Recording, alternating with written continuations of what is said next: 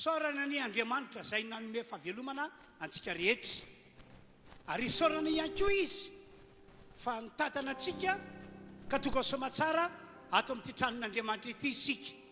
Ka dia hoy aho hoe amin'ny anaran'i Jesosy arabaina avokoa ianareo rehetra, na ianareo izay tonga ato amin'ity tranon'Andriamanitra ity, na ianareo izay any atokantrano any ka manaraka an'izao fotoana izao.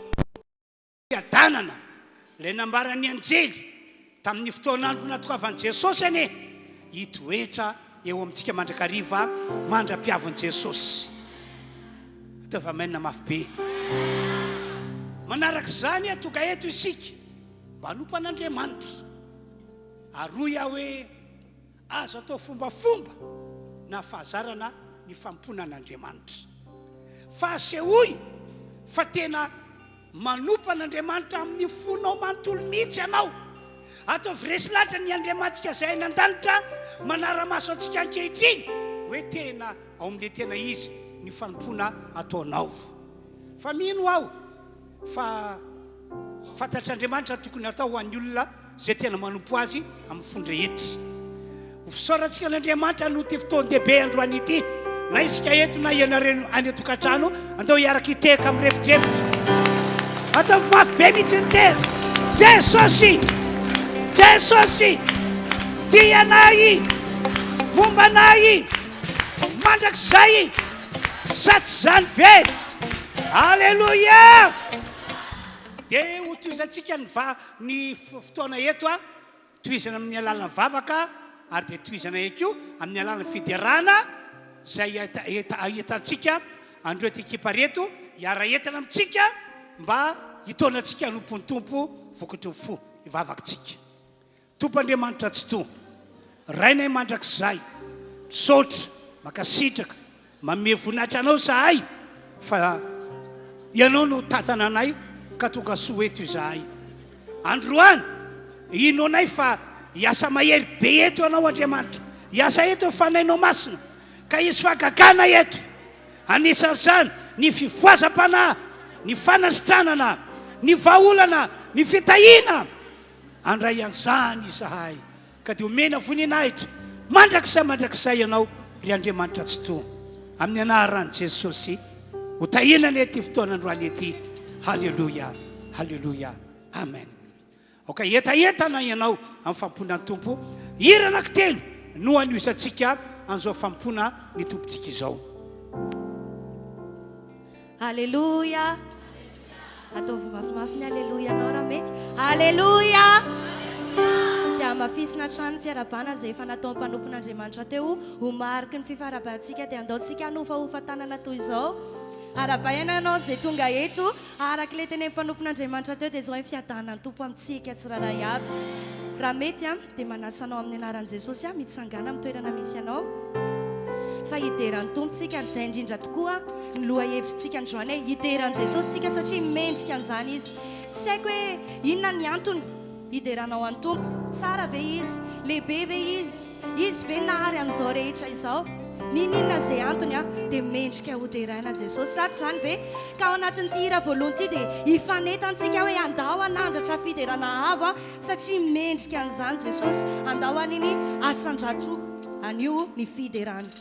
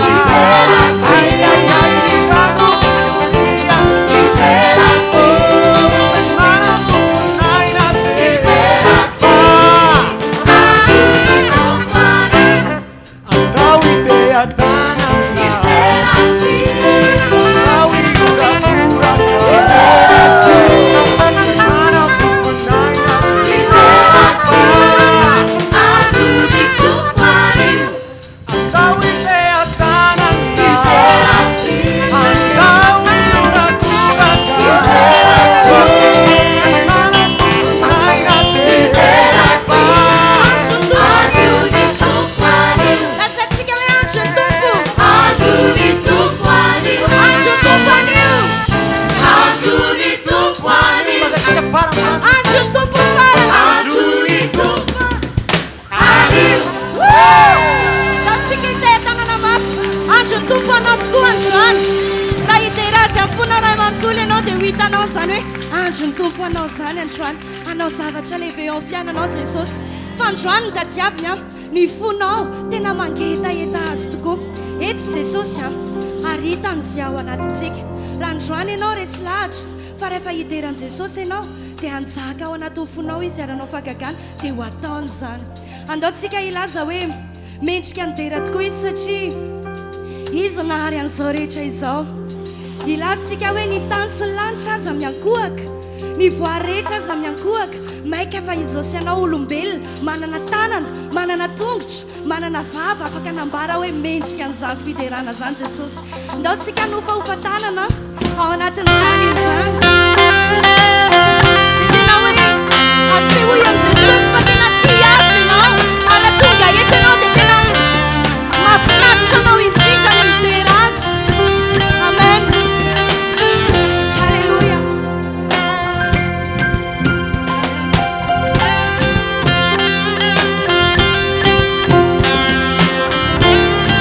ianao le mpanjaka ianao le tompontompo tsy misy ambony loha ianao jesosy fa ianao no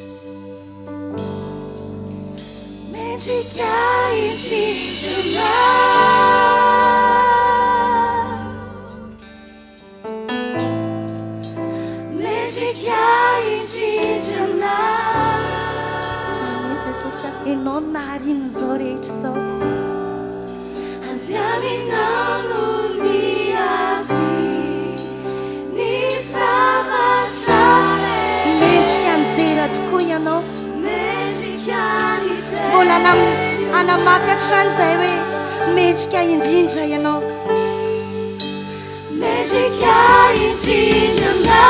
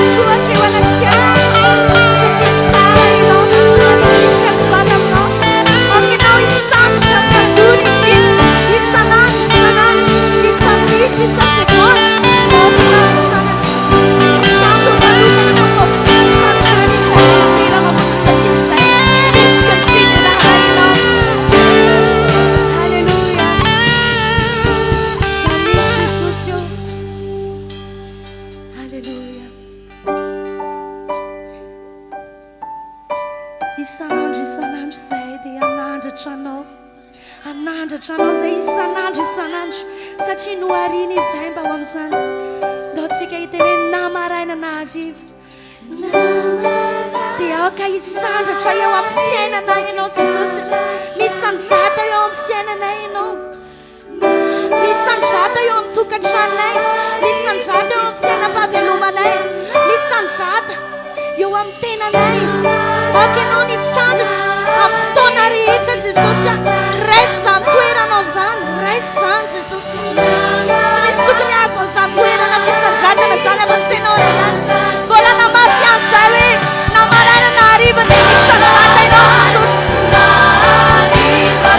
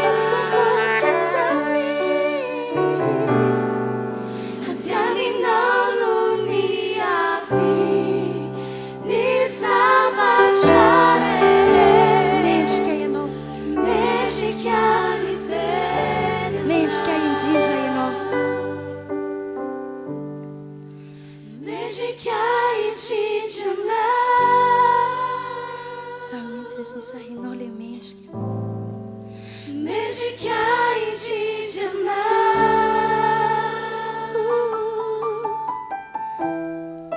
avy aminao ny avy ny zavatra voninahitra ho anao Jesosy voninahitra ho anao akipimo masonao androany dia iray fo iray fanahy iray saina iaraka vavaka isika lehibe indrindra tiako ampitaina amintsika amin'ity androandroany ity dia ny mba hatokatsika andray ny fanahy masina feno ny fanahy masina hitafinery ny fanahy masina ny ho vita batisa fanahy masina sy ny afo mihitsy maro amin'ny fiangonana maro ampitarika fivavahana no manadino ny fisian'ny fanahy masina ary tsy manana eritreritra ny andray an'izany akory izy eo amin'ny fiainana tsaroa fa misy fabangana ny fiainantsika raha hitoetra ho taka izany fony isika ahery ianao ho amin'ny lafiny ara-panahy satria ho baiboly ho Jesosy azo hery anareo amin'ny elatsamy fanahy masina ao aminareo ary raha eo amin'ny lafiny ara-piainana maha olombelona azy dia afaka nijoro tsara hiarika ny sarotra rehetra misy amin'izao vaninandro izao isika rehefa eo ny fanahy masina ka andao isika hivavaka andray ny fanahy masina andray ny fahafianoan'ny fanahy masina andray ny batisa fanahy masina ny afo tena mivavaha amin'ny fona rehetra Andriamanitra azy tery andatsika ny fanany amintsika dia isika indray ve no anadino ny andray samy mivavaka eo am-pitsanganana milatsaka ny fanahy masina dia ampiteny antsika amin'ny fiteny maro samihafa izy ampiteny antsika amin'ny fiteny tsy fantatra mihitsy aza izy raisy zany mitenena asandrato avy dia avo ny feo anao eny ny tananao marika fa mangetaheta ny andray ny fanomezana dia ny fanahy masina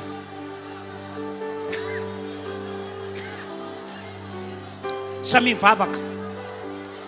mivavaka araka izany famporisihana sy fanetanana ataoko izany isika fiangonana toka manarika anty fotoan-dehibe ity halleluia halleluia halleluia amen amen fenoy ny fanenao masina izahay Andriamanitra anio ataonao batisa ny fanahy masina sy ny afo izahay anio dia hita ny herinao la hery lehibe sady magaga miasa eo amin'ny fiainanay izahay amen ho toka kristiana mahery izahay ho kristiana vonina hiatika ny ady ary anina finoana ny andresy izahay amen ho ataonao zany Andriamanitra ho ataonao zany amin'ity androandroany ity ho ataonao zany amin'ity androandroany ity halleluia halleluia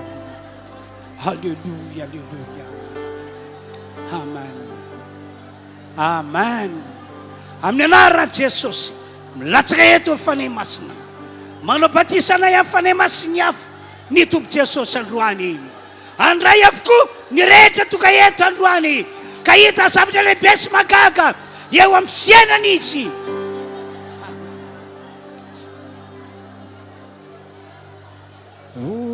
usutro midina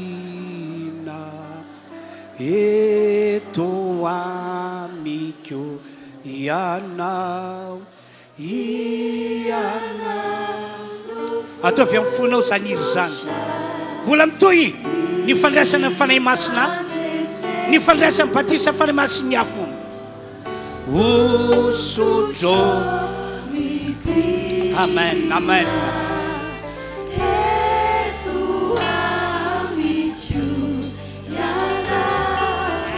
iana no fututra midina fanahy masina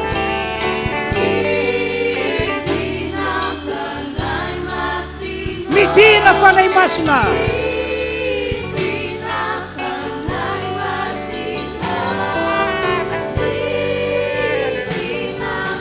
Fanay masino midinyana. Haleluya.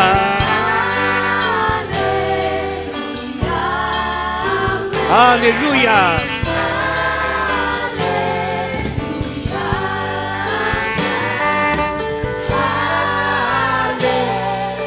Haleluya.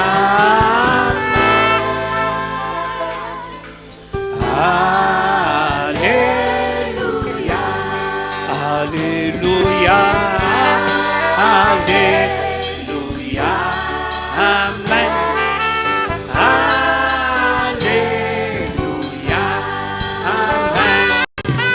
Haleluya.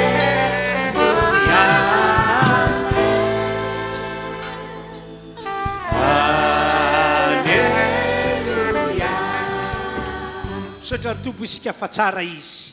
Amen na tsy androany ihany ianao no tokony hivavaka sy angetahita fatratra ny andray mifanay masina no fen'ny fanay masina no vita batisa fanay masa sy ny afo fa ataovy tena fiainanao zany. Amen.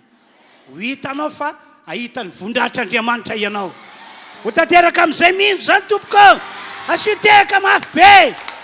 Jesosy, Jesosy, tianay, mombanay, mandrakizay, sa tsy zany ve? Haleluya. Samy maka toerany avokoa sika rehetra. Amin'izao fotoana izao isika dia andre ny tenin'Andriamanitra ka ometsika toerany reto mpitarika vidy-rano reto ho antsika kosa sokafo amin'ny baiboly ao amin'ny bokin'ny Daniela toko 7 dia vakina manomboka amin'ny andininy voalohany ka hatramin'ny andininy 7. Rehefa avy eo Korintianina voalohany toko 15 toko 7 ka hatramin'ny andininy 9. Vakina amin'ny anaran'i Jesosy le teny ka dia samia manaraka tsara ianareo toy izao no voasoratra. Nebokadnezara mpanjaka nanao sary olona volamena 80 kilo ny ahavony ary 9 kilo ny sakany dia natsangany teo amin'ny tany lemaka dora tamin'ny feny Babilôna izany. Andininy 2. Ary Nebokadnezara mpanjaka naniraka nampamorona ny solompanjaka sy ny mpanapaka sy ny gobernora sy ny andriambavety sy ny mpitahiry ny volam-panjakana sy ny mpahalalana sy ny mpitsara ary ny komandy isa-tokony mba anamasina lay sary olona efa natsanga Nebokadnezara mpanjaka. Andininy 3. dia nivory anamasina ny sary olona zay efa natsanga Nebokadnezara mpanjaka ny solompanjaka sy ny mpanapaka sy ny gobernora sy ny andriambavety sy ny mpitahiry ny volam-panjakana sy ny mpahalalana sy ny mpitsara ary ny komandy isa-tokony ka dia nitsangana tandrifon'ny sary olona zay efa natsanga Nebokadnezara ireo. Andininy 4. Ary dia nisy mpikabary lehibe niantso mafy hoe zao no lazaina aminareo ry fokom-pirenena, ry firenena sy ny samy hafa fiteny. Rehefa mandray ny feo ny anjomara sy ny sobaba sy ny lokaga sy ny saboka sy ny vali sy ny symponi ary ny zava-maneno isan-karazany ianareo dia miakohofa ka mivava amin'ny sary olona volamena zay efa natsanga Nebokadnezara mpanjaka. Ary na iza no tsy miakohoka sy tsy mivavaka dia atsipy miaraka amin'izay ao anaty laforo misy afo mirehitra. Andininy 7. Koa tamin'ny fotoana nandrenesany fokom-pirenena rehetra ny fanen'ny anjomara sy ny sobaba sy ny lokaga sy ny saboka sy ny vali ary ny zava-maneno isan-karazany dia niakohoka sy ny vavaka tamin'ny sary olona volamena zay efa natsanga Nebokadnezara mpanjaka ny fokom-pirenena sy ny firenena ary ny samy hafa fiteny. Koratiana voalohany indray toko fa 12 dia ny andiny fa 7 sy ny fa 8 fa isaorana ny Andriamanitra, isaorana ny Andriamanitra zay manome antsika fiangonana RHEFI Androndrakely ny fandresena amin'ny alalan'i Jesosy Kristy tompontsika. Koa amin'izany ry rahalahy malalako, ry fiangonana RHEFI Androndrakely, miorena tsara ianareo, aza miova ary mahefa be mandrakariva miasa ny tompo, satria fantatrareo fa tsy foana tsy akory ny fikelezinareo aina ao amin'ny tompo. Ho tanteraka eto daholo anie zany rehetrarehetra zany, da mbola hitehaka ihany isika. Avy amin'ny alalan'izay tenin'Andriamanitra no vakiny izay, ry fiangonana rehetra tonga eto no akantsika fampianarana sy fanetanana mba tongatsika ho tena olon'Andriamanitra hitoetra ho an Jesosy hatramin'ny farany. Amen. Mety misy ny olana, mety misy ny ady, mety misy zavatsarotra, fa dia inoko fa amin'ny alalan'ity teny entina ity dia ho tsapanao ny mahasarobidana zao fahasoavana lehibe efa nomen'Andriamanitra anao zao. Amen. Dia ao anatin'izao fotoana anambarako ny teny zao ihany koa, dia inona moa mahatonga anao mety hoe hisalasala na hirorosaina, fa raha marary ianao na inona retina misy eo fiainanao, hositranina ianao. Androany zao tsy hoe ny aretina voatonga ho maly, afaka maly hoe tratra ny gripa na ohatra manavinavy azy zany, ohatra mamay azy zany, tsy izay fotsiny hositran'Andriamanitra, fa reo aretina izay fa nanahirana ny sainao, hoy ianao tena maninona loatra ary za zany tsy mety sitrana. Androany amin'ny anaran'i Jesosy no ilazako fa ho sitrana ianao, izy herin'Andriamanitra hiasa eo aminao. Tsy ampozinao io ho naty fotoana nyrenesina ny teny fotsiny dia hiasa le herin'Andriamanitra e. Tsy efa hainareo ve le voalaza amin'ny Baiboly hoe nandefa ny tenin'ny Andriamanitra, nalefa le teny, nalefa le toroteny, mba ninona? Mba hanasitrana, mba hanafaka. Ho tanteraka amin'izay mihitsy zany, ho tanteraka amintsika rehetrarehetra zany, asio teka faran'izay mafy, teka tsy ho an'ny olona fa ho an'Andriamanitra tompoko. Ary ity ny mampahery anisan'ny fagagany hitranga eto androany maro be aminareo manana olana. Raha hitana hoe mitsangana ange zany manana olana zany dia tena maro, dia ianareo reny zany miomana, fa isy famonjena mihoatra n'izay takatry ny sainao sy ny eritreritrao ho ataon'Andriamanitra aminao. Misy izay lazaiko aho, misy izay niteneniko aho, ka raha mino ihany koa ianareo dia hita ny famarinana zany. Alleluia. Fa izao ny afatra avy any an-danitra avy amin'Andriamanitra natao atsika. Ataovy sarobidy, ataovy zava-dehibe aminao, amintsika rehetra, nino amonjen'Andriamanitra ny fanahinao. Zay rehetra fa nino a Jesosy matsy, zay rehetra fa nandray an Jesosy, zany hoe surany tenany izy fa efa ato anatin'i Jesosy, ny olona tak'izany dia vonjen'Andriamanitra ny fanahany. Amen. No zany ho anareo tonga eto, vaovao nareo tonga eto, sambana no manarika zao fotoam-pivavahana izao, tsy mbola nroso tamin'izay dingan'izay ianao hoe andeha ino an Jesosy andeha andray an Jesosy aho, andeha ampandroso an Jesosy mba hitoetra ato anatiko. Miroso amin'izay dingan'izay ianao mba ahafan'Andriamanitra mamonjy ny fanahinao ihany koa. Dia mafisiko zany hoe ataovy zava-dehibe, ataovy sarobidy amintsika na izany izy tonga eto ny namonjen'Andriamanitra ny fanantsika.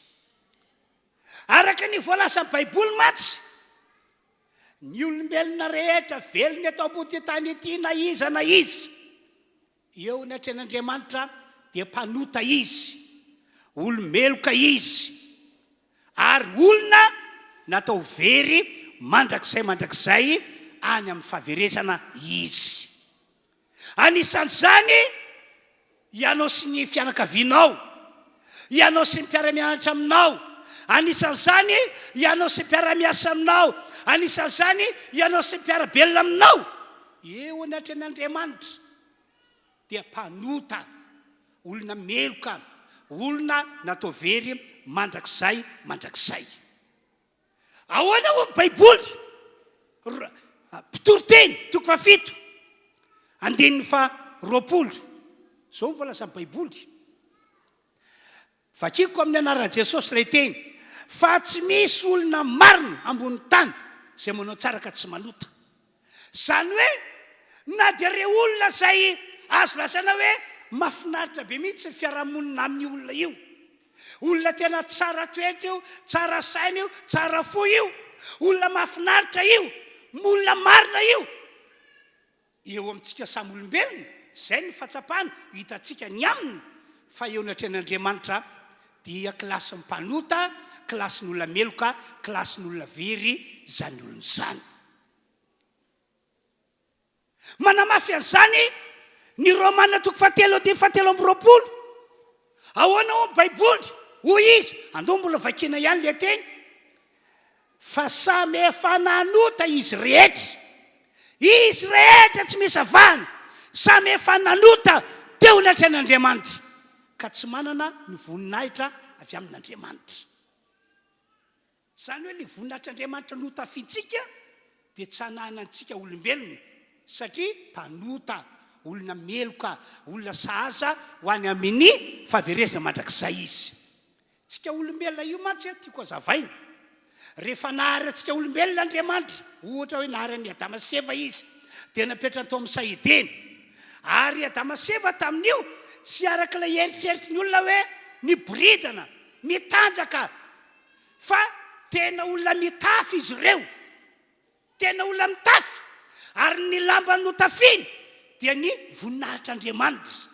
Zay ny lamba notafiny.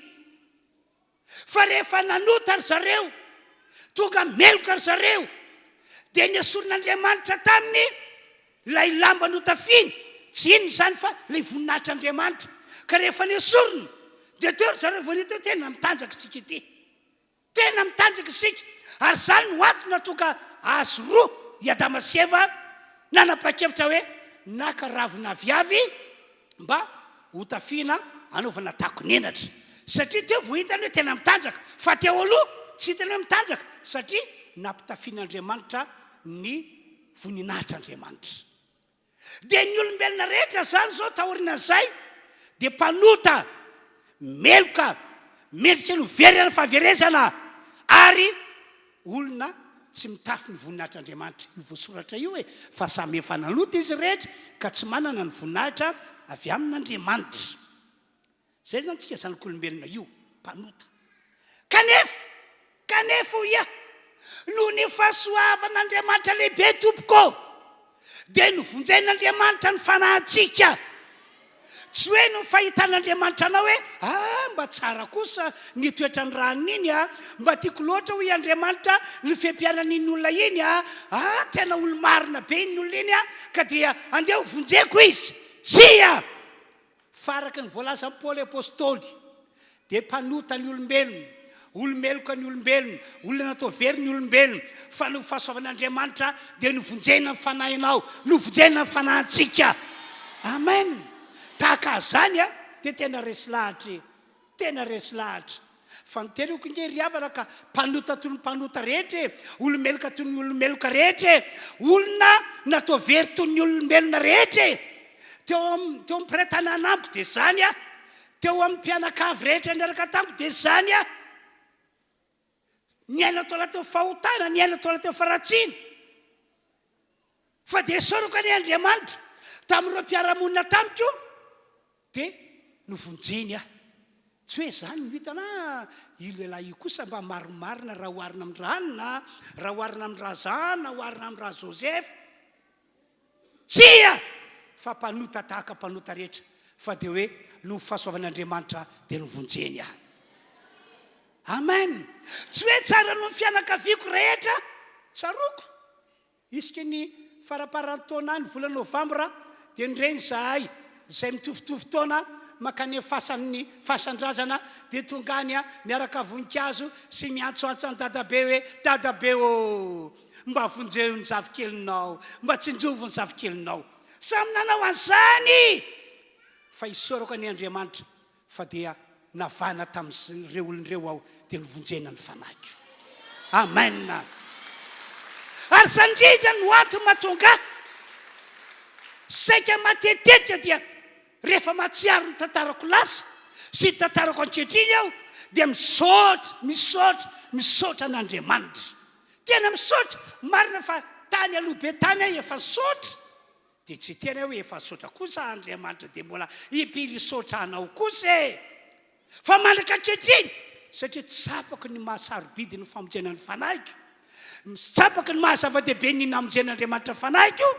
dia inona ataoko misaotra an'Andriamanitra ary zany fijoroana vavolombelona ataoko izany tiako fiainanareo fiangonana zay tandremanay aoko sarobidy aminao ho zava-dehibe aminao ny namonjen'Andriamanitra ny fanahinao ny fanantsika rehetra halleluia halleluia andao dia vakitsika ny voalasan'i Paoly apôstôly mba afantaranao hoe fahasoavana no namonjen'Andriamanitra anao Efesiana 2:9-7 sokafy malaky ry teknisianina ny baiboly zao voasoratra fa fahasoavana no namonjenanareo avy amin'ny finoana ary tsy avy aminareo izany fa fanomezana avy amin'Andriamanitra tsy avy amin'ny asa fandrao isy rere tena hoe fanomezana mamaipoana no namonjen'Andriamanitra fanahinao dia mahafisika any hoe ataovy sarobidy sy manandanja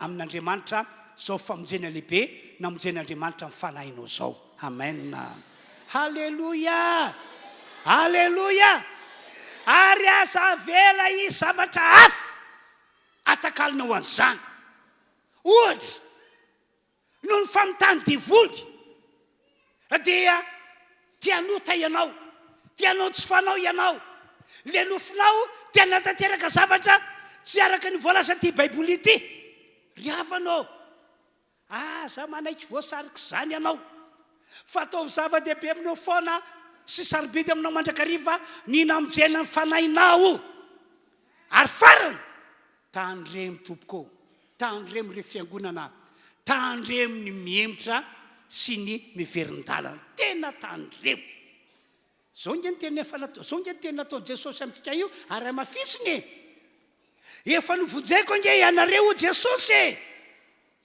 efa nekeko ho voasoratra eo bokin'Andriamanitra rainge ny anaranareo ho Jesosy efa nanamboatra toerana plasy ho anareo zao any an-danitra ho Jesosy ary ho avy ao tsy ho elentsony dia ho avy ao aninony ety ambony tany aka anareo zay manana fana voavotsy mba ho apetrako ao amin'ny toerana zay fanamboariko anareo io efa tena izany ke Jesosy fa sotsika manadino ahoana Jesosy andao vakiny sokafy Jaona 2:20 andiny voalohany faharoa fahatelo toy zao voasoratra aza malahelo fonareo mino an'Andriamanitra ary mino akoa ao an-trano raiky misy fitoerana maro raha tsy zany efa laza taminareo aho fa za io andeha anamboatra fitoerana ho anareo ary andeha anamboatra fitoerana ho anareo aho dia ho avy ndray zany hoe mame atoka zany ny Jesosy androany fa mbola ho avy izy ary tsy hoelentsony dia ho tonga izy aninony ety akatsika io voasoratra io dia ho avy ndray aho ka ndray ianareo ho any amiko ka izay hitoerako no hitoeranareo halleluia tsy hoelentsony dia gadona zany fotoan-dehibe zany amen amen amen dia fanampiny dia ho Jesosy amintsika ao ka haritra hatramin'ny farany ianareo matitiko 7:20 fa zay maritra hatramin'ny farany no hovonjena amen fa ity misy tena anankiray vakiko aminareo zay azo zany hoe mampieritreritra be mihitsy ary ao tsara nge Hebreo 9:1-4 ary 5 fa zay efa no azavainy ny ray mandeha sady efa nanandrana ny fanomezana avy any an-danitra sy efa nandray ny fanahy masina ary efa nanandrana ny teny tsara an'Andriamanitra. Zany hoe reo izay efa voavonjy ny fanahy andiny fahiny nefa miemitra miala amin'izao fahasoavana lehibe na amin'izay azy zao. Tena mampiorory mieritreritra nyity teny ity dia tsy azo avoziny indray ho amin'ny fibebahana satria manombo ny zanak'Andriamanitra indray amin'ny asa fijaliana ka manao azy ho famianarana. Tena rehefa mandika ny teny io dia tena mila mitandrina be mihitsy isika mba tsy hiemitra, mba tsy hiverin-dalana, mba tsy hanota mihitsy. Amen. Mba tsy hanota mihitsy. Zay le mantoka amin'ny Paoly nampianatra hoe aoka iorina tsara ianao, aoka hitoetra tsara ianao. Amen. Ka ny tian'Andriamanitra hatongavana zany amin'ity androandroany ity, raha nampitondray an'izany afatra zany ho antsika rehetra izy dia ity. Nasain'Andriamanitra ny vakiko taminareo ny bokin'ny Daniela teo, zay ahitana tantaran'ny Sadraka sy Mesaka ary Abednego. Dia tian'Andriamanitra hatongavana zany dia hoe mba hanana toetra sy toe-panahy tahaka ny nananany Sadraka sy Mesaka ary Abednego isika fiangonana RHEFI sy anareo zay manaraka zao fotoam-pivavahana izao amin'ny alalan'ny fahitalavitra any amin'ny tokantrano misy anareo any. Amen. Dia eno tsara ke tantaran'ny reto olona reto hoe zao zany fandeha ny tantara tamin'ny andron'ny Nebukadnezara mpanjaka amin'ny Babilôna dia nanapa-kevitra izy fa hanamboatra sary vongana, sary olona volamena faran'izay avo be, faran'izay tena lehibe. Dia rehefa vita zany dia napetrany teo amin'ny tany lemaka atao hoe Dora. Dia namoaka didy ny mpanjaka ny Nebukadnezara tamin'izany hoe na iza mandre ny feona zava-maneno amin'ny karazany. No tany sany teo moa reo karazany zava-maneno hoe ny sofiny olona. Na iza mandre an'izany dia avy hatrany antsonana daholo mba hiakohaka sy vavaka amin'io sary vongana volamena natsangako io. Zay zany no teny nataon'ny mpanjaka. Dia tamin'izany fotoana zany nisy jiosy anankitelo, Sadraka sy Mesaka ary Abednego no anaran'izy telo ny rahalahy. Marina fa olon'Andriamanitra izy telo ny rahalahy reo. Marina ihany koa fa olona tena natsapa ny mahazava-dehibe izany atao hoe famonjena ny fanahy. Ary olona tena hoe nanompo an'Andriamanitra tamin'ny fony rehetra, tsy fombafomba na fazarana, fa tena hoe tamin'ny fony rehetra no nanompony an'Andriamanitra. Ary ankoatran'izany nataon'izy telo ny rahalahy reo averiko hoe fa Sadraka sy Mesaka ary Abednego no anarana. Nataon'izy telo ny rahalahy ho zava-pady ny miala amin'Andriamanitra na ny mivadika amin'Andriamanitra. Ry havana, ry fiangonana toka eto ny tian'Andriamanitra ampitaina amintsika amin'ny alalan'izany afatra zany dia izao. Tian'Andriamanitra isika rehetrarehetra izay toka eto na iza hatramin'ny ianareo izay vaovao samba toka eto mba anana toetra sy toe-panahy tahaka ny Sadraka sy Mesaka ary Abednego. Amen. Amen. Miandry antsika mba hanapa-kevitra hitondra fiarantsika ho amin'izany mihitsy io Andriamanitra io. Noho izany rehefa tonga ary ny fotoana nampanenona ny zava-maneno rehetra amin'ny karazany dia inona ny tranga? Avy hatrany dia niankohaka teo olonolon'ilay sary vongana volamena ny olona rehetra ary ny vavaka tamin'io sary vongana volamena natsanga mpanjaka io ry zareo. Fa izy telona kosa tsy mba nety ny ahoaka zany zareo, tsy mba nety ny vavaka tamin'io sary vongana volamena natsankampanjaka io zareo, tsy nety nanao an'izany mihitsy ry zareo. entre parenthèse a ho antsika zay efa manana fanavovody tandremo mba tsy hanolo foany zany ianao ka sanatry asa zay mahazo anao dia iankoka eo alohan'ny sary vongana ianao, hivavaka amin'ny sary vongana ianao, tsy azo atao mihitsy zany e. Ary na dia resy sary hoy ny olona hoe io sarin'i Jesosy, fantsika ambony azy fijaliana ohatra zao na sary fotsiny, ry havanao aza mandray n'io sary io iankofana sy vavahana ianao, tsy mety zany, tsy azo atao zany.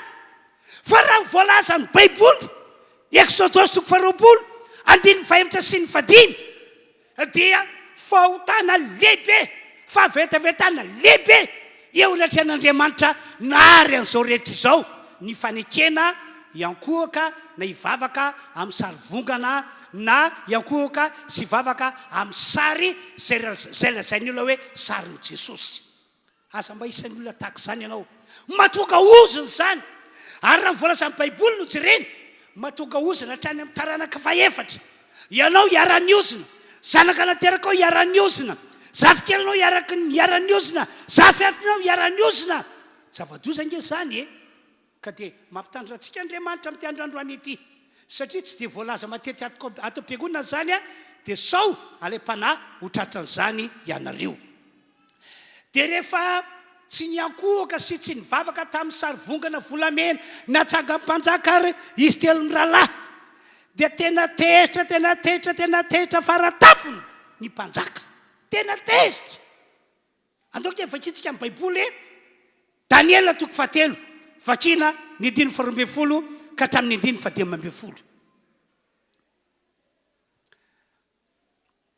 Koa misy jiosy zay nataonao hotiny ny raharaha amin'ny Babilôna sy ny fehiny, dia Sadraka sy Mesaka ary Abednego, ireo lehilahy ireo tsy mba manaiky ny teninao akory ny mpanjaka ao, tsy mba manompo ny Andriamanitra ao izy na mivavaka aminy, na mivavaka amin'ny sary olona volamena zay efa natsanganao, dia niteny tamin'ny fahavinirana sy ny fahatezerana ny mpanjaka ny Nebokadnezara. Ka nasaina nalaina Sadraka sy Mesaka ary Abednego asa makaty amiko aty izy telo lahy reo, dia nentina teo anaty amin'ny mpanjaka ireo lehilahy reo. 15. Dia niteny Nebokadnezara ka nanao taminy hoe dernière chance ho anareo ty a, moa fanahy ninareo va ry Sadraka sy Mesaka ary Abednego no tsy mba nimponareo ny Andriamanitra na hivavahanareo amin'ny sary olona volamena zay natsangako, fananinareo ve le raha. Dia 15. Ankehitriny mame sansa farany ianareo aho, raha miomana ianareo amin'izay andrenesinareo ny feon'ny anjomary sy ny samboka sy ny valia ary sy ny symphonie sy ny sobaba sy ny lokanga ary ny zava-maneno isan-karazana, ka miakoka sy mivavaka amin'ny sary olona zay nataoko, tsara zany, bravo be, tsara zany, bravo be. Fa raha tsy mety mivavaka kosa ianareo, ahita atsipy miaraka amin'izay ho ao anaty lafaoro misy afo mirehitra ianareo. Ary zao koa niteniko aminareo ry telo lahy, fa iza moa zany Andriamanitra avovonjy anareo zany amin'ny tanako, iza zany Andriamanitra zany. Zay ny voasoratra, satria tezitra be ny mpanjaka. Ary ity aza misy zavatra tena nampahery be mikasiny amin'ny toetra sy ny toepanahy nanana izy telo ny rahalahy, ary mbola mafisiko hoe tian'Andriamanitra hisongadina eo amin'ny fiainantsika izany mandritra fahavelomantsika eto ambony tany. Amen. Amen. Na dia hitondra azy telo ny rahalahy ho amin'ny fahafatesana, ho amin'ny fiainana martiora azy, lay olana, lay ady, lay zavatra sarotra natreny, dia sanatry tamin'izy telo ny rahalahy ny hoe hivadika amin'Andriamanitra. Sanatry tamin'izany. dia izay mihitsy zany tian'Andriamanitra ho hita fiainantsika ry fiangonana. Na inona olana, na inona ady, na inona zavatra sarotra sy izay mety mbola ho atrehana orianao, dia zao foana aza mivadika amin'Andriamanitra ianao. Na dia hitotranao amin'ny fiainana mahafaty ary ilay raha, aza mivadika amin'Andriamanitra ianao. Atao sarobidiny namonjen'Andriamanitra fanahinao, atao zava-dehibe aminao zany, ka ianao manana tanjona anompan'Andriamanitra amin'ny farany. Ambonin'izany a, tao amin'izy telo mirahalahy reto ny finoana fa mahavoavonjy azy ireo amin'ny lafôry mirehitra sy amin'ny tanam-panjaka ny Andriamanitra izay nitopony sy izay nivavahana. Ary zany no antony natonga azy telo mirahalahy rehefa nampetsony mpanjaka dia tonga tokoa.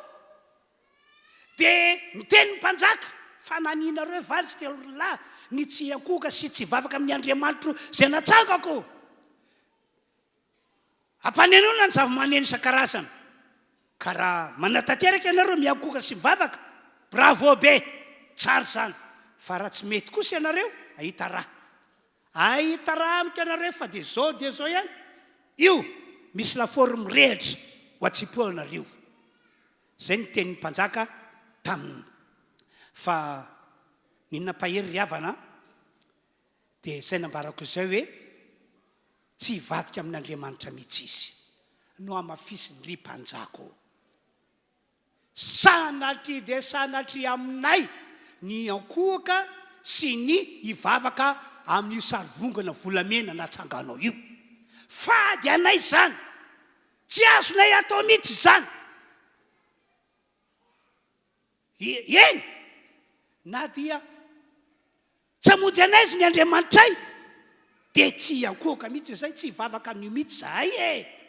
Aleonay maty toy izay akohaka sy hivavaka amin'ny sarivongana volamena natsanganao. Tena nijoro mihitsy izy telo mirahalahy. Zay mihitsy ilay fiainana tokony fiainantsika amin'izao vaninandro faran'izao. Mitandrema anaty vaninandro farantsika, betsaka ireo zavatra ratsy mitranga eto ambody tany ity. Filazan'ny Paoly apôstôly aza dia hoe any aparereany dia isandro mahory. Tandremo so sanatria ka hoe valim-bavaka tsy azonao araka fanirianao, dia zay no anakivy anao, zay no ampiamitranao na zay no ampiverin-dalana anao, ka hitenanao hoe veloma RHEFI Androndrakely fa efa mba niandry valim-bavaka ihany a, efa andro maromaro zay, volana maromaro zay, nataona maromaro azy tsy azoko aninona eo a. Tandremo aza manaiky fitany devoly tahaka izany ianao. Na ihany koa hoe misy olana, misy ady, misy zavatra sarotra midonina aminao malaka ankehitriny, tsy mbola tafavoaka amin'izany zavatra izany ianao. Na inona mitranga, na inona midona, aza mihemitra, aza verin-dalana, aza miala amin'Andriamanitra mihitsy ianao. Amen. Ny devoly ange amin'izao vaninandro faran'izao tantarako aminareo fa zay voalaza ny Apokalipsy 12:12 fa tena miezaka mafy mba hamabonina olona faran'izay be dia be mba hiaraka aminy ho ana fahaverezana mandrakizay. Ny olona zao tontolo zao, ny olona izay mbola any ivelany valan'i Jesosy, reny zany tena fihin'ny mafy, tsy ho avotsitra mihitsy. Fa ny tanjo dia hoe hiaraka aminay ho ana fahaverezana mandrakizay reto ndreto. Ary zany mahatonga andrelondrena dia fa ao anatin'ny olana faratapony aza dia tsy malala mitoika amin'Andriamanitra satria mahery vaika be mihitsy ilay herin'ny devoly mamatotra azy. Ary zavatra anankiray faharoa, isika izay manana fanavoavotsy, tsy hoe jereny fotsiny na hoe ataony tazan-davitra, fa dia manao izay azo ataony devoly hisintomana antsika hiala ao amin'i Jesosy, hisintomana antsika mba hemitra sy verin-dalana. Ary reny valim-bavaka tsy azo reny, reny olana ady zavatra sarotra miseho reny zany a atakina devoly daholo reny. Fa zao ny afatra apetraka-Andriamanitra, aza misy mihemitra ianareo, aza misy verin-dalana ianareo, maretatra amin'ny farany, manana toetra sy te-panahy tahaka ny Sadraka sy Mesaka ary Abednego. Andao hiteka mafy dia mafy an'Andriamanitra isika. Haleluya! Asiteka ihany. Jesosy, Jesosy tia anay, momba anay mandrakizay, sa tsy zany ve asyoteka farasay mafy dia mafy amen. Dia mampahery be nge le mieritreritra hoe na dia tsy hamonjy any ary ny Andriamanitra ay zay tsy vadika amin'ny mihitsy. Tena tiako be mihitsy zay témoignage nisy telony rahalahy zay. Areoko ho tahaka izany mihitsy isika fiangonana RHEFI manarika ty fotoam-pivavahana ity. Ianao mihitsy zany tian'Andriamanitra ho amin'izany e. Liza nge raha manofonofo enjana ihany nge mafy be any nge nijoro araka izany fa raha sarobidy aminao no namonjena ny fanahinao mavetsantantsa aminao dia hiaritra ianao ary afaka hijoro hatramin'ny farany ianao. Amen. Andao nge vakina kely lay Daniela 7 andiny 4 sy ny 7. Dia namaly Sadraka sy Mesaka Abednego ka nanao tamin'ny mpanjaka hoe ry Nebokadnezara, tsy misy antony tokony hamalina ianao akory ny amin'izany zavatra izany. Indro ny Andriamanitra izay tomponay dia mahavoavonjy anay amin'ny lafaoro misy afo mirehitra sady hamonjy anay amin'ny tanana ry mpanjaka ô. Misa efa ny Andriamanitra dia lehibe sady magaga ho izy telony rahalahy. Dia zao ihany koa nefa mbola teniny eny are na dia tsy zany azy zany hoe tsy hamonjy anay ny Andriamanitra ay fa zay ny anjaranay. Aoko fantatrao ry mpanjaka ô fa ny Andriamanitra kosa dia tsy ho tomponay e. Ary ny sary olona volamena natsanganao dia tsy hivavahanay mihitsy. Engany ka ho tahaka izany daholo isika fiangonana rehetra manarika ty fotoam-pivavahana ity. Amen. Ry havana, ry fiangonana androany tena takian'Andriamanitra be mihitsy isika io mba hanana toetra sy toe-panahy tahaka zay nanana Sadraka sy Mesaka Abednego. Mila miaro ny fanahintsika mba tsy ho very isika io. Amen. Ka na inona tahaka na devoly na inona fitsapahatoetra dia zay atao sarobidy foana ny namonjena ny fanahintsika. Aza mihemitra, aza miverin-dalana ary ndridrindrindra aza mivadika amin'ny Andriamanitra izany mihitsy ianao. Tsy hoe nange dia ho avy Jesosy e. Asa atao anganoangano zany na oloano. Tsy hoe dia ho avy Jesosy. Tena efa akaiky ho avy izy. Namaky baiboly moa tamin'ny Maraina izy Matitoko 5:20 no hitako. Andiny fa 2:30 sy 7:30. Dia zao mihitsy ny teny nataon'i Jesosy. Zao izy. Za io efa akaiky ho avy. Tsy hoe le intsony dia ho avy. Le teniko taminareo fahiny ho tanterahako ho avy dia hakanareo. Zay efa vovonjy ny fanahinareo. Hitondranareo ho any amiko aho. Any amin'le toerana zay efa namboariko. Dia ino zany mianara ianareo ny amin'ny fanoharana ny amin'ny aviavy. Io voasoratra io. Ary mianara ny fanoharana ny amin'ny aviavy. Raha vao manaraka ny rantsany ka mandravina dia fantatrareo fa efa akaiky ny lohataona. Dia tahaka izany ihany koa raha vao hitanareo izany rehetra izany dia aoko fantatrareo fa efa mbiam-baravarana izy. Zany hoe ny olombelona zany dia mahafantatra zavatra hitranga aoriana kely ao. Raha vao mahita hazo na aviavy maniry izy ka hoe efa manomboka mamoaka ravina ilay sampan'ilay hazo dia hoy ny olona tsy hoe ilay intsony dia ho tonga ny lohataona.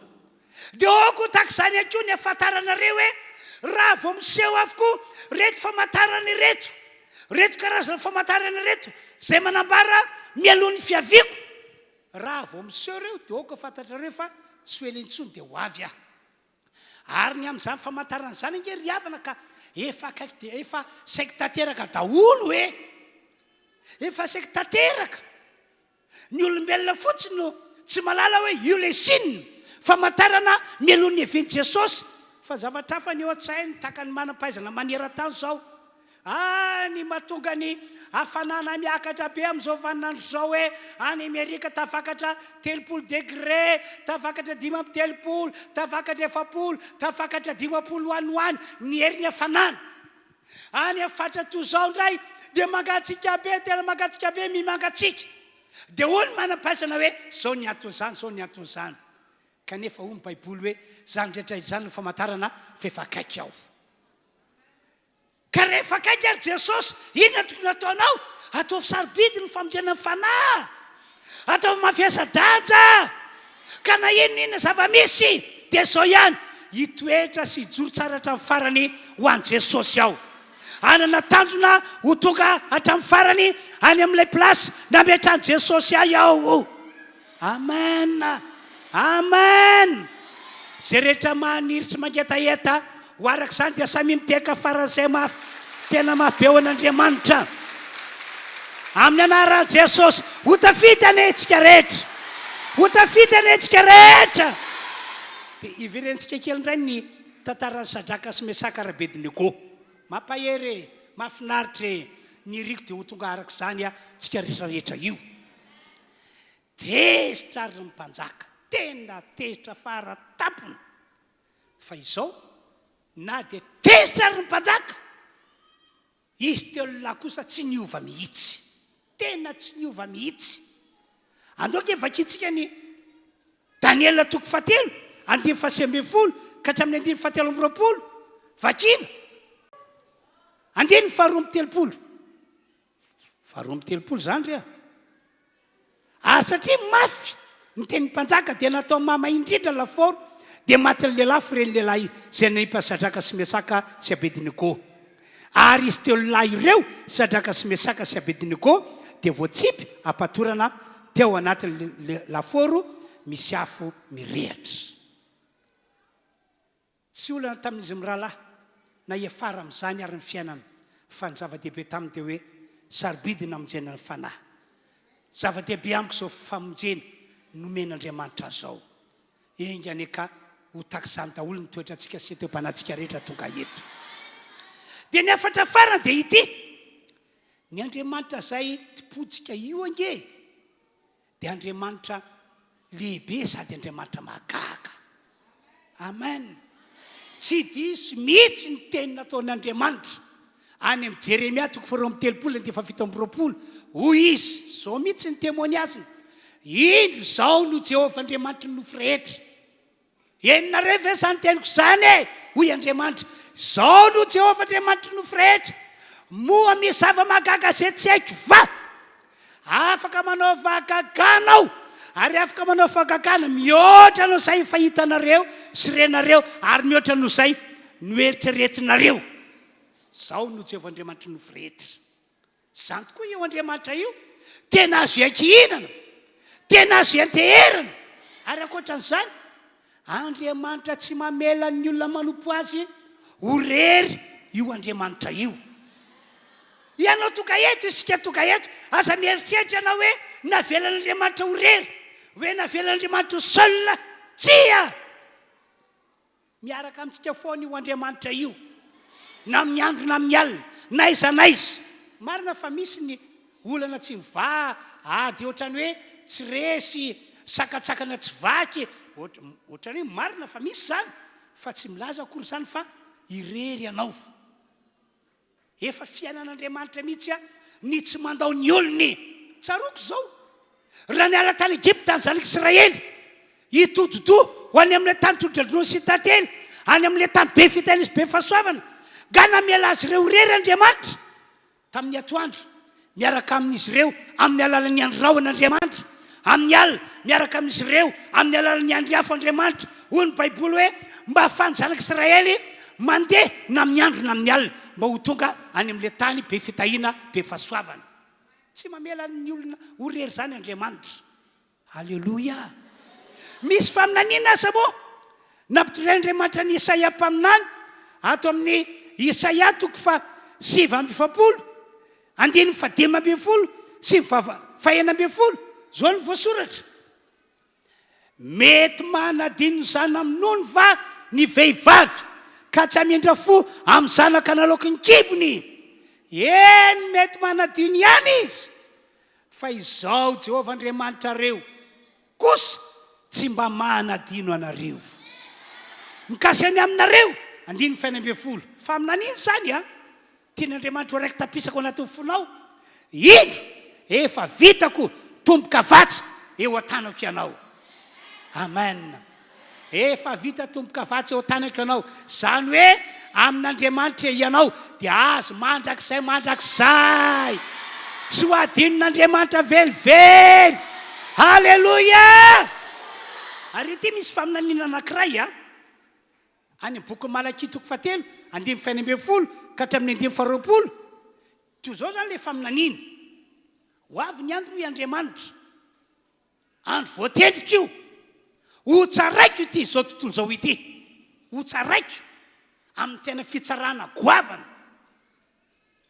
dia amin'ny fitsarana ataoko io dia ho tsapan'ny olona mihitsy ny amafy ny zavatra sarotra indrindra mitony eto ambony ty tany ity eo amin'ny olona. Dia ho tanteraka voalasin'ny Apokalipsy fa raha mahita ny avandra 50 kilomita milatsaka mitotona amin'ny tany izy dia antsoantso ary hiteny ratsy an'Andriamanitra mihitsy. Zany ny tranga fa saingy ianareo zay novidiko tamin'ny rano Jesosy, ianareo zay mitoetra anana toetra anana toe-panahy tahaka Sadraka sy Mesaka ary Abedinego ho avahako ianareo i Andriamanitra. Zany nge ny tranga atoato hoe ary zany mahatonga antsika tsy tokony kifikivy manoloana fahasarotam-piainana manoloana zavatra manahirana ankehitriny ohatrany hoe lasa sarotra be mitady vola, sarotra be mitady sakafo, ilay rano tavandraina ny ankinanao na mpandamoka ny fiainanao na anadisy fanantenananao. Zao no tenako aminareo zavatra hitranga eto ambony ty tany ety zany fa raha manana toe-panahy sy toetra tahaka Sadraka sy Mesaka ary Abedinego ianao ho tsinjovin'Andriamanitra manokana ho avahany.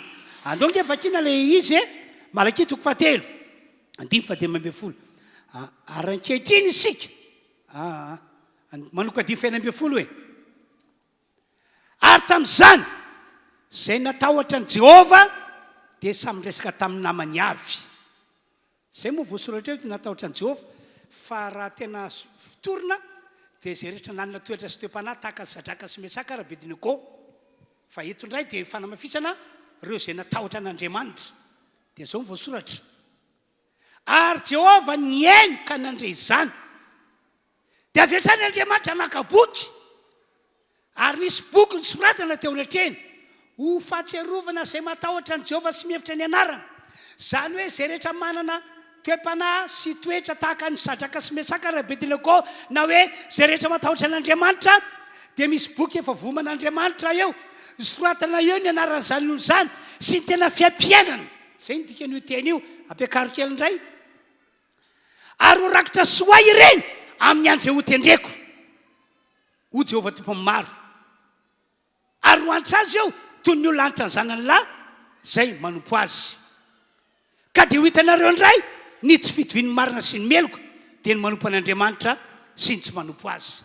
Zany hoe ho avy zany fotoan'ny fitsarana lehibe io hitsaran'Andriamanitra ny tany sy ity izao tontolo izao ity. Enjana io enjana io fa sao dia verinareo fa resaka maivamaivana tena enjana io fa saingy fa misy boky eo zay olona natahotra zay olona nanana toetra tahaka sy toe-panahy tahaka Sadraka sy Mesaka ary Abedinego efa voasotro amin'ny boky momba azy. Ho avahako izy, ho avahako izy dia ho hitanareo tsy fitovian'ny marina sy ny meloka ary manompo an'Andriamanitra sy ny tsy manompo. Ry havanao ka ho sarobidy aminao ny namonjen'Andriamanitra fanahinao ka ho zava-dehibe aminao ary manana fiainana vonona hijoro hatramin'ny farany. Fa ho avy ny andro ho avan'Andriamanitra ianao, ho avan'Andriamanitra ianao. Hatramin'izay angambany nangataka man'olona ianao mba mivary re rahavavy eo mba afaka manampy anay vianareo mba ame sakafo kely fa tsy ninan-kanina izay fa ny 2 andro zay. Zany ny hitany olona eo aminao dia maneso anao ny olona. Zany ve mampivavaka aiza ny Andriamanitra reo avy alao izany eso fa ho avy ny andro, ho avy ny andro anana maizanao ianao. Ny olona indray anatona anao hoe mba vonjeranina, mba piranina ho tanteraka amintsika rehetrarehetra nezany. Dia andao vakiny any andinin'ny 20 sy 20 fa indro avy ny andro mandoro toy ny fatana fandoroana izy tena mandoro io andro voatendrin'Andriamanitra io ary mipirere rehetra sy mpanao ratsy rehetra. Zany hoe re olona say lavitra an'Andriamanitra dia ho vodivary, zay mihitsy le fanoarana, ho vodivary ka andoro azy ny andro zay ho avy ho Jehovah tompony maro ka tsy asiany miangana na ny fakany na ny sampany. 20 ty le vaovao mafaly. Ho avy ny andro hiposaka aminareo zay matahotra ny anarako, hiposaka aminareo zay manatoetra sy te-panahy tahaka ny nanana satraka sy miasaka Abednego, hiposaka aminareo ny masoandra famarinana misy fanasitranana ao amin'ny tanany, dia hivoaka ianareo fiangonana, hivoaka ianareo ka hifaly evanja to zanako fa. Halleluja! Amin'izany andro zany dia ho tanteraka ilay nambaran'ny anjely hoe fiadanana hoe ty ambony tany ho an'ny olona kasitrahana. Zao ngamba mbola tsy hainao hoe inona reny fiadanana azoko amin'ity vary tsy isy hohaniny ity, amin'ity sakafo tsy misy loka ity, inona reny fiadanana amin'izany? Inona reny fiadanana ty mipitrapitrana dia composé ato amin'ny bivety ary tsy mba hohanina?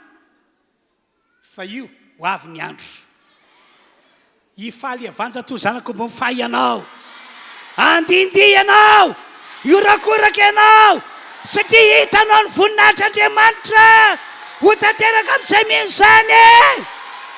Halleluja, halleluja!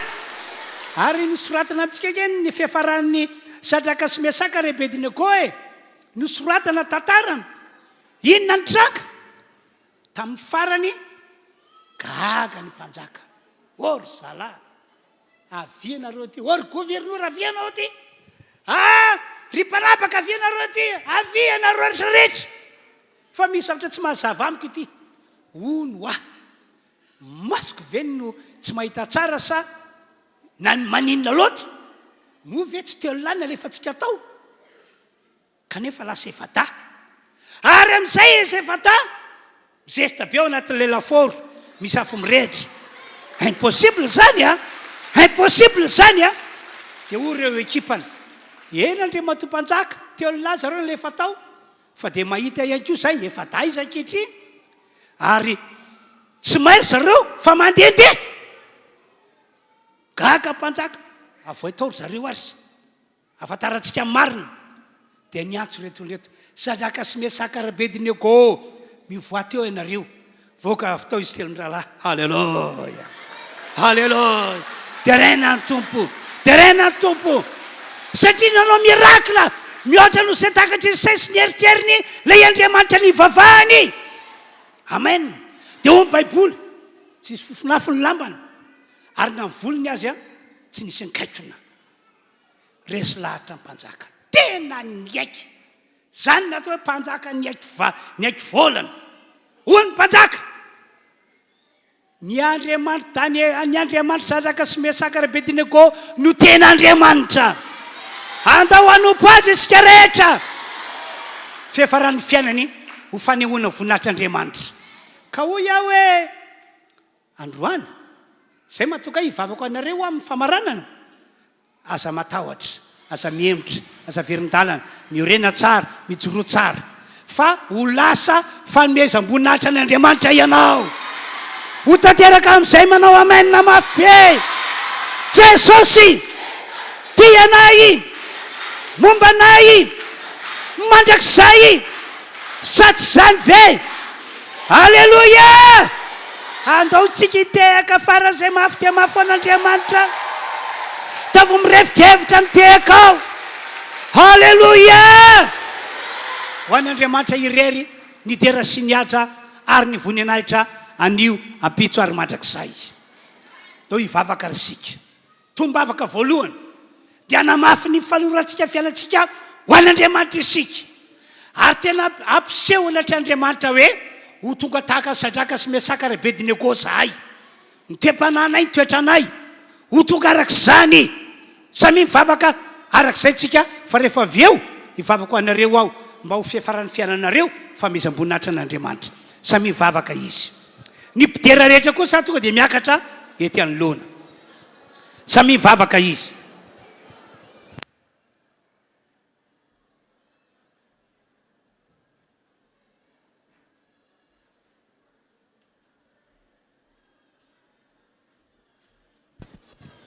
le tena hitanao an'Andriamanitra mihitsy no loaro ivoaka vao anaty fonao e atike ny atriana amin'izao vanandro zao e manao va défi anohatra ny fahavalo fa ianao hitoetra tsaroan'Andriamanitra ary na dia hiafara fiana martiora azy dia aoko vonina ho an' Jesosy hatramin'ny farany ianao samy mivavaka izy samy mivavaka izy.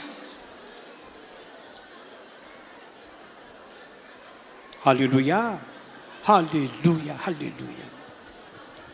Misaotranao Andriamanitra, misaotranao zahay, mideranao Andriamanitra tsy to, mame voninahitra anao la izy hatrizay ka ho mandrakizay mandrakizay. Anao zahay, anao zahay, anao zahay. Halleluia, halleluia. Toy izy mivavaka, toy izy mivavaka, toy izy mivavaka. Roay amin'ny anara Jesosy ny devoly zay mitatetika mielezana anao. Roay izy, asa mandeha izy. Tena mivava amin'ny fonao rehetra ianao. Tena mivava amin'ny fonao rehetra ianao.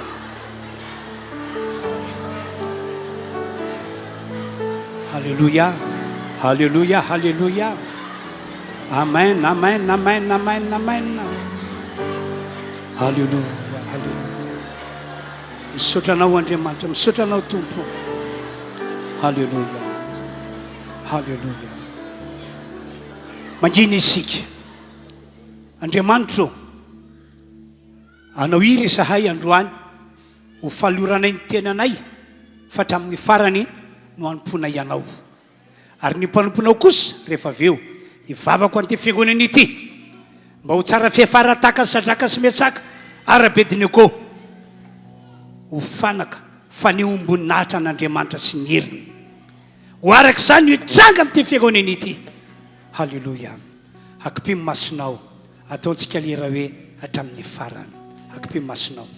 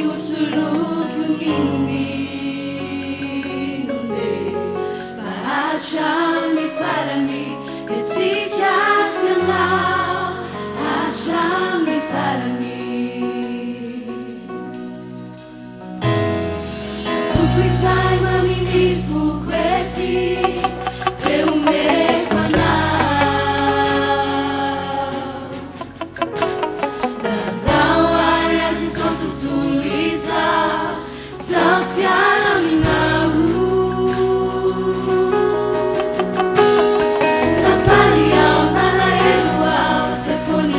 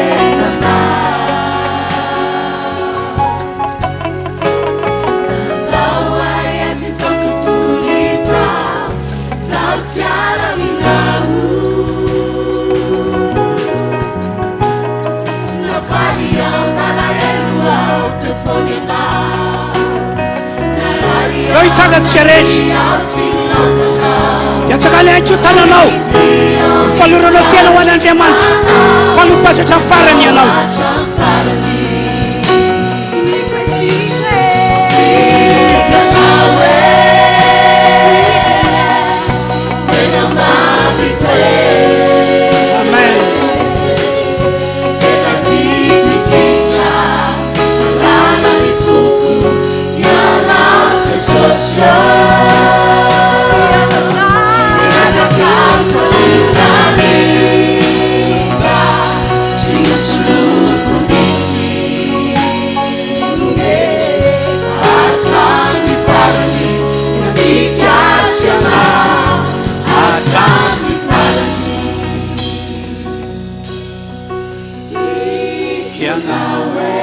atavy amin'ny fonao manontolo ny hira aoka nolo tena ho an'Andriamanitra hatramin'ny farany ianao ho tonga taka ny satraka sy miatsaka rabetiny ako ianao Jesosy tsy atakariko an'izany tsy misoloko ninny hatramy farany miatsikatsika hatramy farany tsy atakariko an'izany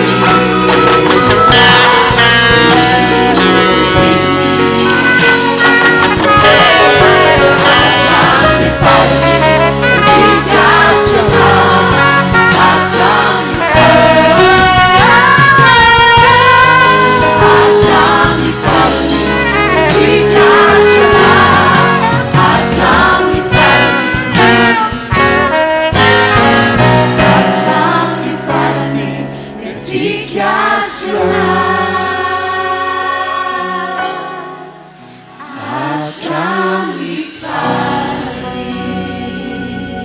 makatoerana tompoko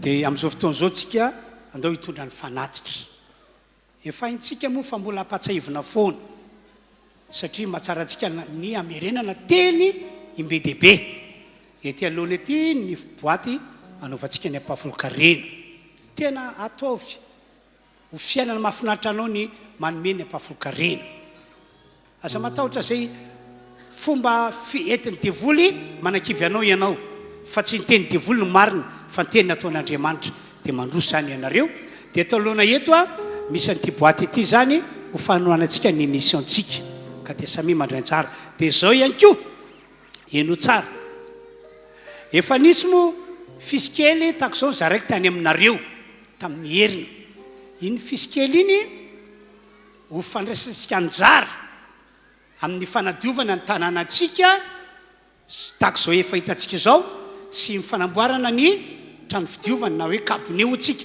dia araka le fomba fitiana ankehitrena hoe kabone manara-penitra io misy rihana izy io kabone fa misy rihana misy varavarana be dehibe ao na sina dosy ihany keo ao ahafahantsika manadio ny zanakitsika raha ohatra ka nanao maloto izy ka mila sasana amin'ny rano dia atao tsena tsara mihitsy io na ianao ro tamana mitrao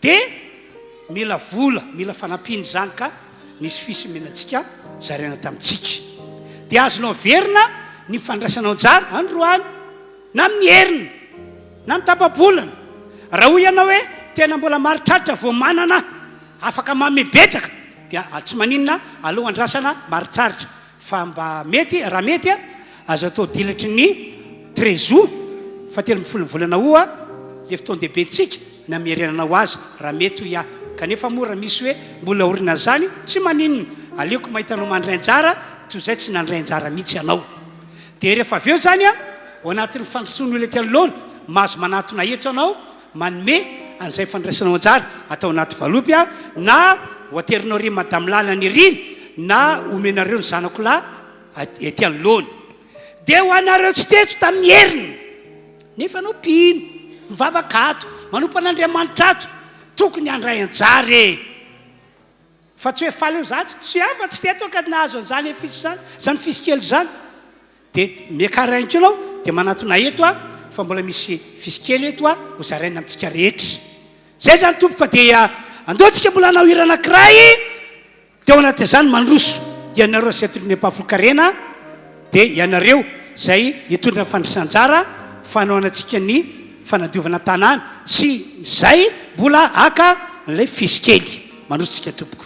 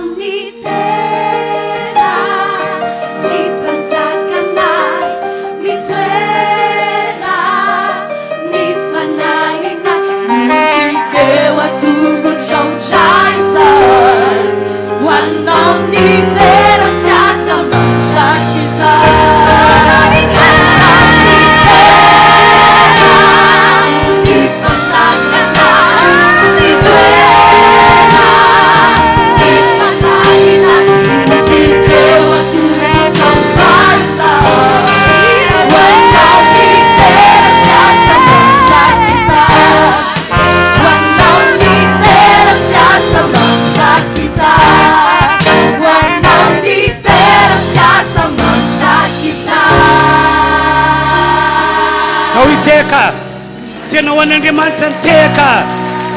Alleluia, amen. Dia sao zany a melony anaovana ny filazana dia andao hivavaka tsika aloha amarana n'izao fotoam-pivavahana izao dia ho ambarako amintsika indray ny filazana tokony holazaina amintsika eto. misaotra ray malala fa vita soma tsara ny fotoam-pivavahana androany izay nitondranao anay fiangonana teto faly izahay fa nolazainao taminay nitianao fiainanay mba ho tonga tahaka ny sadraka sy mesaka ara-bedineko zahay mba ho arak'ilay faminaniana nampitondrainao any Malakia hoe hitoetra ho matahotra anao sy mihevitra ny teninao sy ny anaranao mandrakariva izahay voaray ny afatra avy any aminao ho arak'izany tokoa ny fiainanay fiangonana RHEFI androany sy ireo fiangonana RHEFI rehetra manerana any Madagasikara. Misaotra tompo, misaotra. Halleluia, amen. Teka mafy ny tompo isika.